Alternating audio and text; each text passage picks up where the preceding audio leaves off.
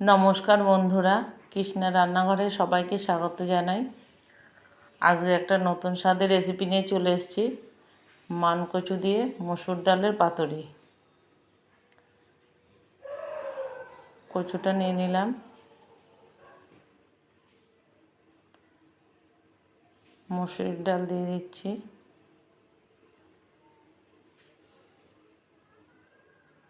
কাঁচা লঙ্কা, পেঁয়াজ কুচি, আর এগুলো সব পেস্ট করে নেব।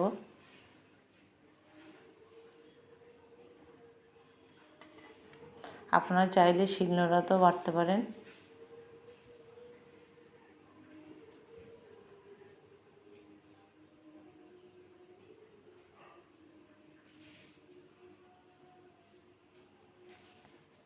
এবার কলা পাতাকে সেঁকে নিয়েছি আগুন দিয়ে শীটটা তুলে নেব, তাহলে পাতাটা একটু নরম হবে।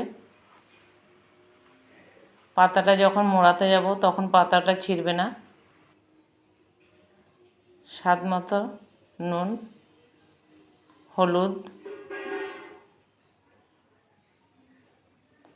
লঙ্কা গুঁড়ো, চিনি, সর্ষের তেল সবগুলো দিয়ে ভালো করে মেখে নেব।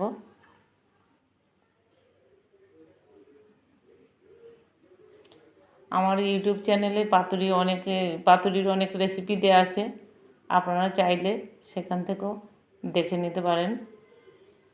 আমার ইউটিউব চ্যানেলটির নাম হচ্ছে কৃষ্ণা রান্নাঘর।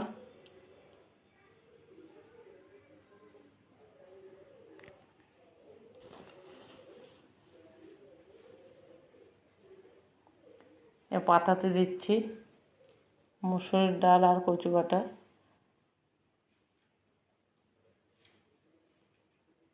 মুড়িয়ে নেব, দেখুন কিভাবে মোড়াচ্ছি। এটা একটু নরম নরমে করতে হয়, মাখতে হয়, নয়তো ফুলবে, মুসুরির ডালটা ফুলে যাবে। নিচে একটা থালা দিয়ে নিয়েছি,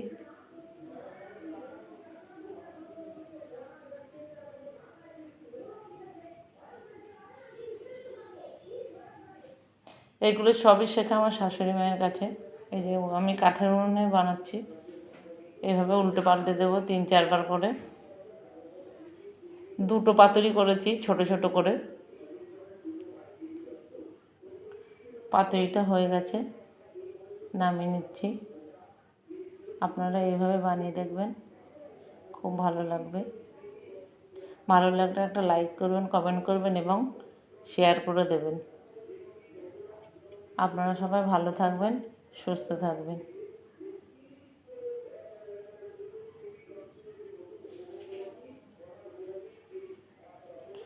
দেখুন কি সুন্দর হয়েছে, খুব সুন্দর সেদ্ধ হয়েছে, খেতেও কিন্তু খুব ভালো হয়েছিল।